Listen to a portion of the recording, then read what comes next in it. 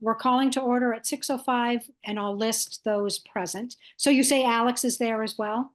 He is. My mom's just taking over the kids and Okay. he's doing the pass off. Great. Oh, and Jim. Jim is our public is here as well. Is anyone here capable of chairing this, following the agenda so I can do minutes? Do you want to? I can muddle through it. It's okay. How about if we just do it communally? It's just that But when I'm yeah, typing, oh yeah. Totally. Yeah. You can all Okay. just so I'll get it out. Yeah. we called to order. And then public comment period. right. Any comments from the public? No? Okay. Moving on, I guess. No, any additional items? No. Review and approve the minutes from June and May. Right. So I sent out drafts of those minutes and didn't receive comments. So I'll make a motion to approve both of them. I'll second the motion. great. Okay. Okay. Yeah, they looked good. I mean, I feel like if no one comments on the minutes, then they're good. Yeah. Great. And I read through them and they were good. Great. Okay. All right, moving right along. Great. Correspondence, probably none. New business. So let's figure out when we introduce and talk to Roger. That's right now. Okay, great. Yes, So- you're right. Okay. Welcome, Roger. Thank you. I don't do you want to tell us about you? What? Cool. Yeah, I know. It's just like a first date. I am Roger. Me and my family, my wife and son moved up here about a year ago, a year and some change in April. And we just bought a house on Lower Notch last October, or sorry, Upper Notch. And we've got a little bit of acreage here and some woods and stuff. And I don't know. We like nature, right? We're hikers and I just got hunting approval. And so whenever I was in the hunter safety down at, the lodge here, I was really interested because they were talking a lot about conservation and like, the role that that they play in that. And there was a lot of information about that I wasn't really expecting as much. And so I was reading through a lot of that, and then I overheard somebody talking to my friend Rebecca and that there was an opening. And I was like, all right, well, that sounds cool. So I figured I'd check out, what y'all are about. I, read through the website and it looked really cool. It's like a bunch of stuff that I'm interested in. And since we've been up here, I've been trying to like kind of find a way to just get involved in the community. My wife joined the board of the Five Town Friends of the Arts. And so I've been helping them. Like we redid their website a little bit for the event that they just had for 4th of July. And yeah, I'm just trying to kind of get involved and meet some adult humans because I'm around a 6-year-old all day. So there's that too, I guess. When did you move here? April of not this one, but the last one, whatever that was. Actually, no, it must have been, it was the tail end of March. I paid rent for March and moved up at like the 29th or something. Okay. Okay. Oh, awesome. I like you already. All right. Right on. Guitars and a deer hunter. I like it. Yeah, I know. I got the guitars, and you can't see it, but I got a little drum kit right here. Me and the kid have been taking lessons. So. And awesome. do you, Just from reading the website, do you feel as though you have an understanding of what are some of the things we do as a conservation commission? Or I mean, do you have any questions? I think so from like a high level, right? I think one of the things I was interested in is more like what the, like, how do I say, not agendas, but like like individual kind of like areas of focus, I guess, that you guys kind of take up. I get that was kind of my understanding, right? Is like you each have an interest in a specific thing that you kind of put more of your energy towards, and kind of like how what those things are and how they kind of come together as a whole for like the mission, I guess. Mhm. Yeah, I'd say that we all come from pretty different backgrounds. And so we just kind of, yeah, everybody, if there's a topic that comes up that somebody is a little more passionate about or knows a little bit more about, they tend to take the reins Right. and yeah, and get assistance where they need assistance. And I think you'll get a little bit of a feeling for that as we move through our agenda. Because we'll talk about the pollinator garden, and we'll talk about No Mow May, and we'll talk about the Wildlife Corridor Project, each of which different members, I won't say took responsibility for, but were more involved than the entire committee. So yeah, just by listening to what we talk about on the agenda, you'll get a feeling for what that is. Cool. Yeah. Yeah, and some of those things, like I read that corridor project article, and that was super interesting. I thought that was really cool. All the research that went into that, and like being able to get help from the school, I thought was awesome, and get some students, you know, that are clearly learning to do that for their profession. So Yeah. right on. All right. Yeah, that's one that's definitely going to continue. That's a long-term project. Yeah. Yeah, you'll have a lot of opportunity to be involved with that in the Mhm. future if should you so choose. That's like very much ongoing and it is a blast. It was a really, really cool project. Awesome. That sounds great. Yeah, I mean, do y'all have any questions for me? I know it's like it's kind of brief and vague about who I am, what I do, but I guess what I do, I'm a software engineer as well, for a company called Red Hat, if y'all know anything about enterprise Linux systems. And so I run the website for their developers program. That's what I do all day. Not as well. I've got a tendon injury, which is super cool. So I've got like nerve pain in my fingers. So I learned how to use Apple's dictation feature, hit or miss, but yeah. So anyways. Thanks. Well, welcome.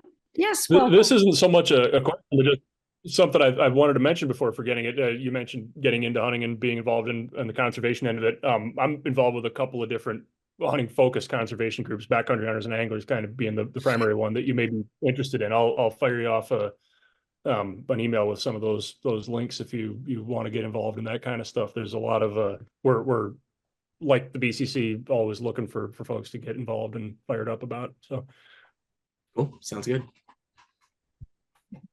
so I don't know the next steps. I think, Yeah, Jim, go ahead.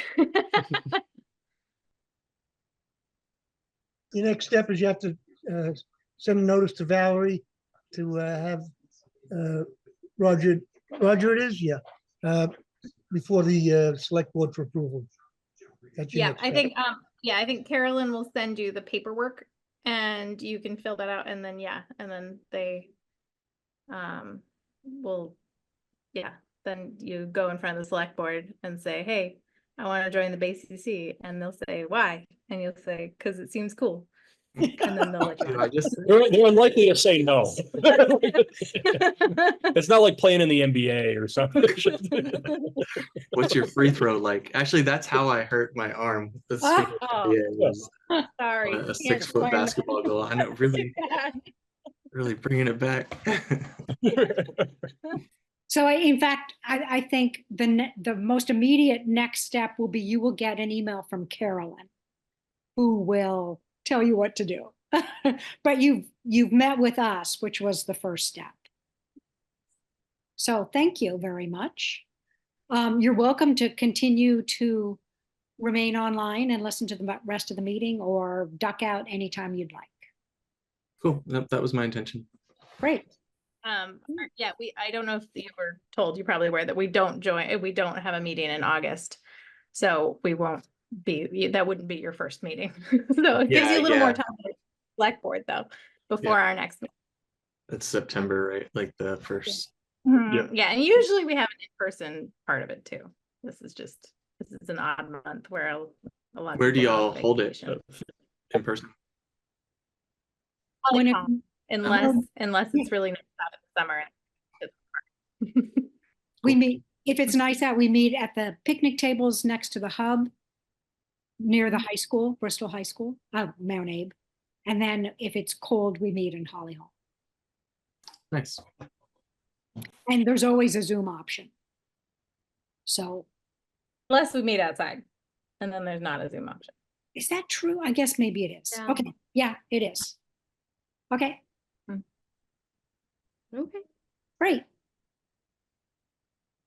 sounds good. All right, should we go to the next agenda item? Thanks. The end of fiscal year was June 30th. That's all I know. So you Well, were I don't given the plants? Yep, I got them and I sent in the receipt and yeah. I Okay. went over, so I said I would donate whatever the $10 that I spent over was. It's hard to get exactly $65 worth of plants. It was kind of like 2 and be way under, or go a little over and get free. So yep, and I'm gonna stick those in this weekend. To where are you going to put them? Well, I haven't looked up at the garden, so go up to the garden and look around at the at Eagle Park. They're for At Eagle Eagle Park. Okay. I mean, it could be sycamore or eagle. I thought we had discussed Eagle. I haven't looked at either garden. You've looked at both gardens, so I you tell have. me a bit more. So the concern I have about Eagle is it's just not clear how Hmm. much mowing, how much change is going to happen due to the excavation. I think they still have to get in there to some extent to put in the new gates that can be removed during a storm. There are some pretty massive asters, some pretty lovely perennials that survived the devastation that happened before, sort of along the edges, growing among the boulders coming out. So my thought, and you're welcome to counter this, would be to put them at Sycamore Park where it's flat. There's actually a spot where almost nothing is growing. There's a fair number of perennials. Many are quite large. There's a spot for them. But if anyone has another thought, please voice your ideas. Yeah, I can go up and look at Eagle Park and see if there's a spot for one of them. Otherwise, stick them at Sycamore. That's fine. And I'm happy to meet you at either or both of those spots. I mean, there's only 3 plants. It's gonna, Yeah. it's a one shovel, Not, yeah. Great. Well, thank you for doing that. I'll take a kids free moment. Go do that. Okay, great. All right, Mhm. sounds good. The wildlife corridor project. Oh, that was tabled because we're waiting for all the materials to come in. Parks update.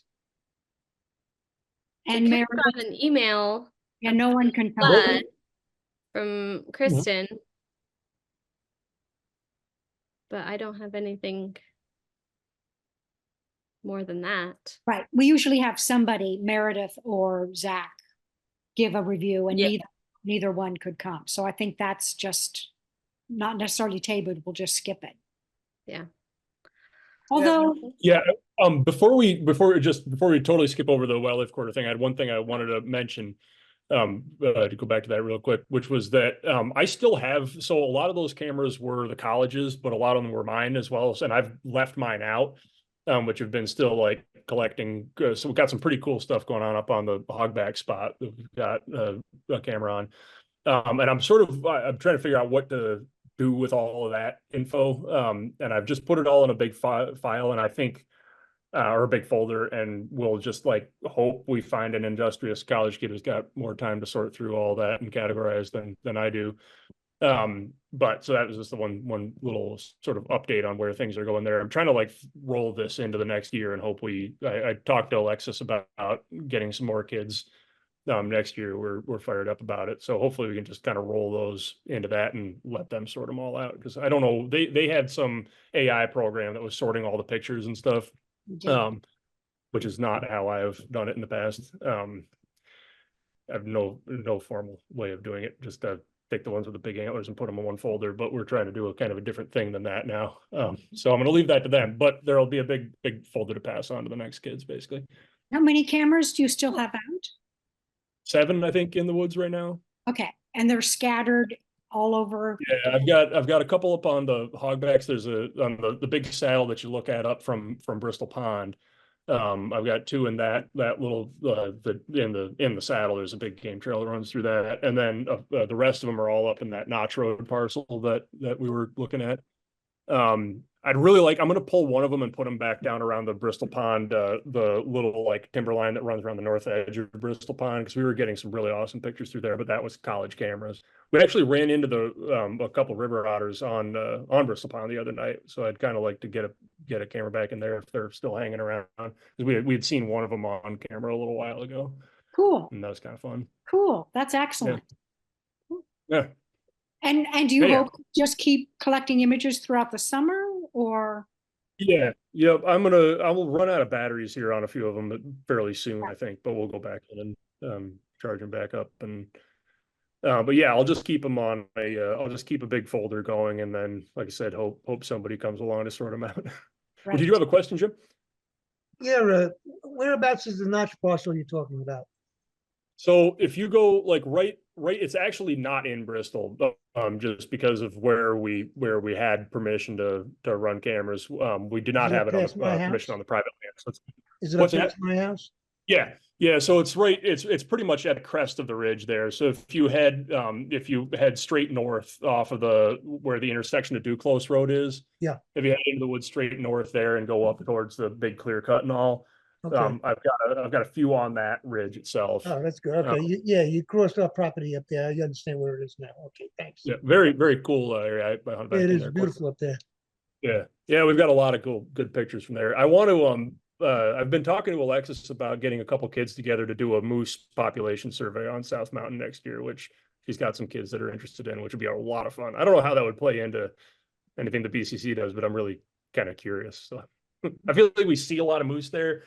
And we see a lot of moose sign, but moose make so much sign that I don't know if we're looking at like 3 moose running around or a legitimate breeding island. So it'd be kind of fun to check out. So that's kind of the next phase that we've been chatting about. Yeah, I've seen 2 myself up there, male and a female. Yeah, In we a couple ran of into a years. really big bull there a little while ago, Yeah. actually. Yep. They're Good area. definitely in. Good area. That big striped maple stand on the like western side of it is always rubbed up. So anyhow, that's where the wildlife shenaniganry is at. Cool. Thank you for that. So Nancy, before you move on, for the park updates, I can just add information from the email from Kristen about how the fishing platform survived the flood and where flooding was at Sycamore Park. But that's all. I think that's all we have. I think so. No, it isn't. The pollinator garden at Sycamore Park, I've been in 3 times to weed, so it looks pretty good now. Porter Knight does have an intern who is willing to help, but our paths haven't crossed yet. So it could be that I think I would wait till September, see what the garden looks like and if it needs more care at that point. But right now, all I took out was matterwort, Gallium is the genus, and sumac, and just lots and lots and lots of that. And now it looks a lot better. So that was an update at Sycamore Park. Thanks for doing all that. Yeah, that's awesome. All right. And then the plant purchases, we talked about that. Mhm. No Mo May, you said you didn't get a chance to talk with Meredith? I sent her an email and asked her questions about how it went and what her thoughts would be for next year, and didn't hear back. So I don't think there's anything really to talk about, unless any of us have thoughts about how it went and what we would do in the future. I don't know. I wonder if we should in the future just do a little more advertising and promoting for people doing it on private land. you know. I don't know. And I don't know how to shift it a little more towards maybe pollinators instead of just staying. I mean, it's obviously called No Mow May, but there's a lot of people I've talked about, like myself included, that need to mow. And so how to incorporate those people in to reach a wider audience, I guess. Yeah, like Like a- informing people on what else they can do for pollinators if they do need to mow a certain section or something. Yeah. I gotta say we did, so we generally do no mow all the time. By Not accident. any sort of moral standing or something. And unfortunately it meant that on our tiny little quarter acre here, we just were completely taken over by weeds. And so this year after May ended, I mowed it, and I'm going to have to completely figure out how to like burn or dig up half of our yard and just Wow. reseed it. So because we have all these invasive little weeds, you know, that just take over. And so for us, I don't think I can do it next year.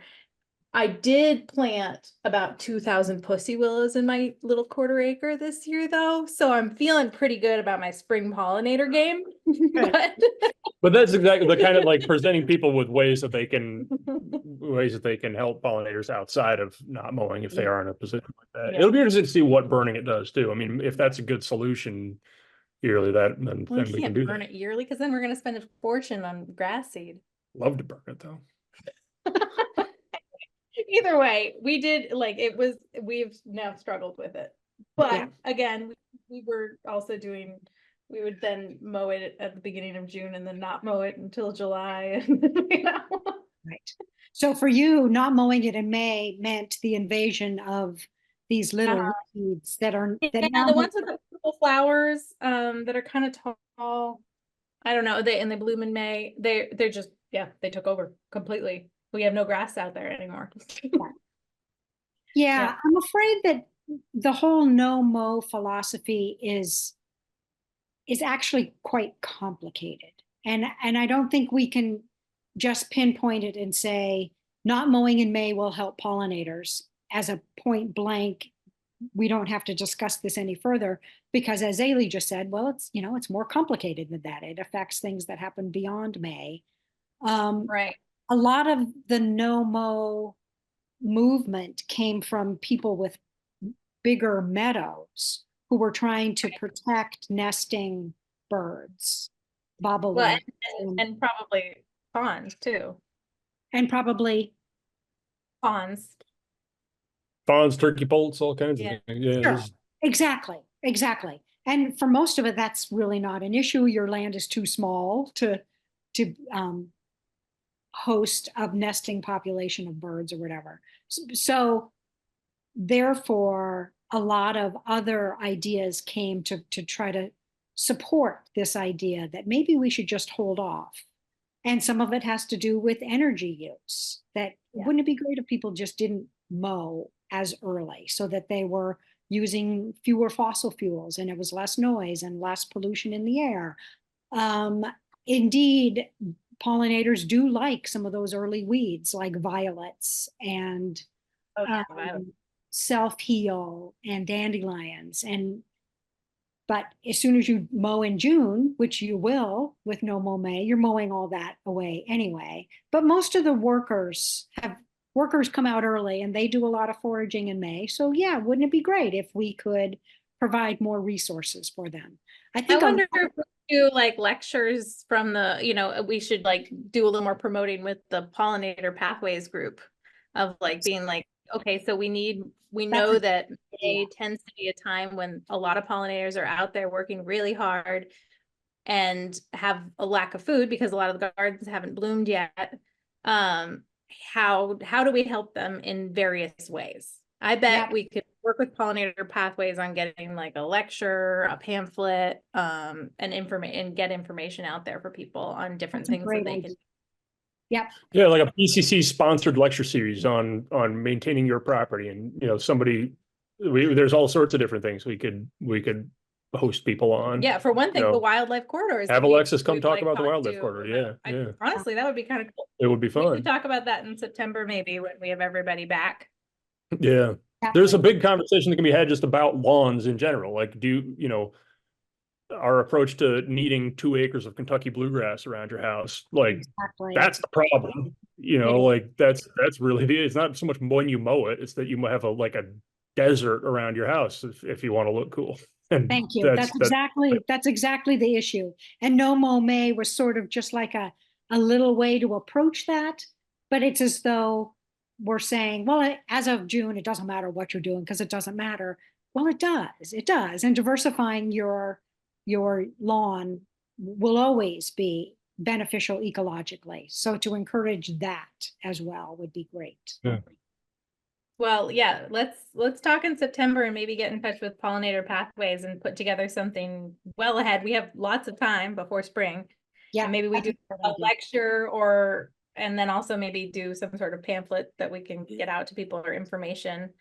And maybe we do that in like March before everything starts coming out.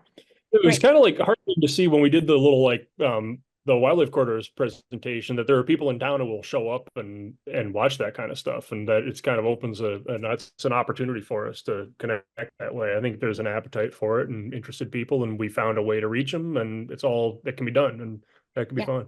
Yep. Great. Good. That sounds good. Where are we at in the agenda? Or accessibility design for town parks. Which I don't know. Yeah, so I forgot his name, unfortunately. He met with us. And something. Dan Malik.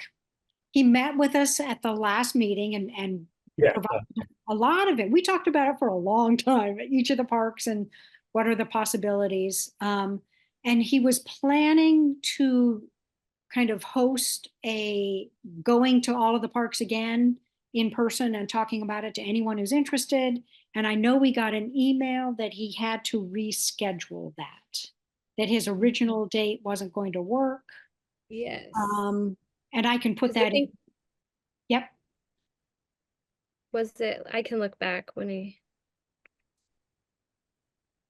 because I want to say it's next week.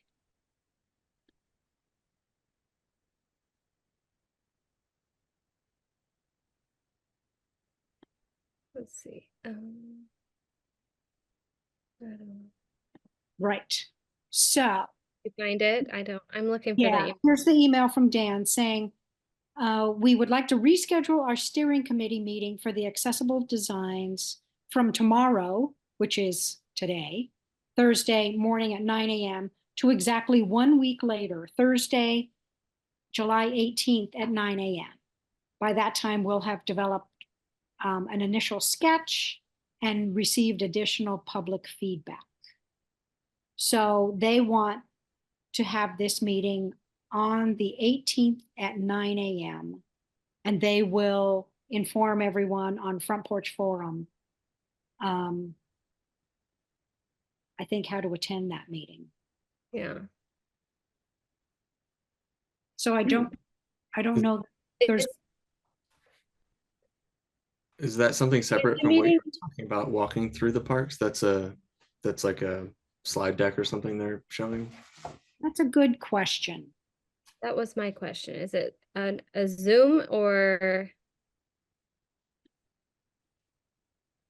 I think a lot of people are working 9 a.m. It is Thursdays. it's a join Zoom meeting. Okay. Yeah. So he's hoping to do it Thursday, July 18th at 9 a.m. So I guess as many of us as can attend that would be great, but he's going to advertise it much more widely. Yeah, if it's on Zoom, I can generally do that. I can just mute myself. Block my screen, my video camera, but I can be there. I'll write that down.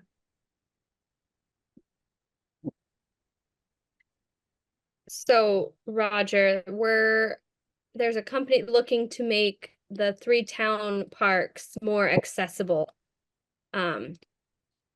for access to them. So he's the designer, I guess, is that who Dan is? That is working with that.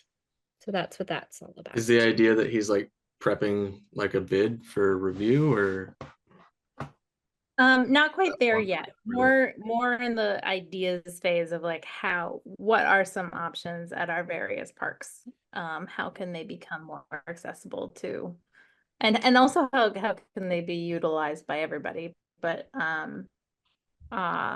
also how they can be ADA accessible. Yeah, for sure. Or No, more. that's really cool.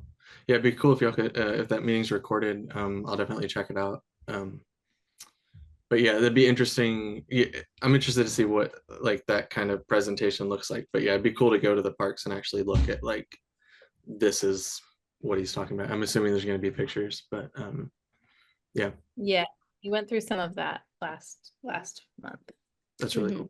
And in fact, that meeting was recorded, wasn't it? The Conservation yeah. Commission meeting where he presented all that information. So some of it at least might be available for you to see, Roger. Okay. So yeah, Um, last meeting. Yeah, Right on. I'll look at that. at our June meeting. Yep.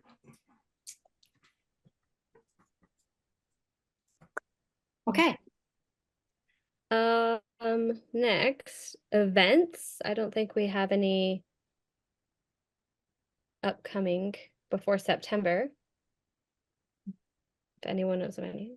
All right, well, that brings us to next meeting. That Will was an be efficiently run meeting, Nancy.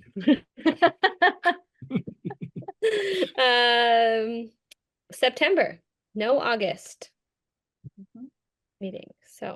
so given the brevity of this, are there other things people want to talk about or if we move too quickly over agenda items, is there anything you want to return to or talk about more, or shall we say we're done at 6:37?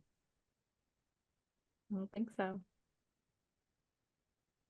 So what do we motion for adjournment? We do. Yeah, I'll make a motion to adjourn the meeting. I'll second. Meeting is adjourned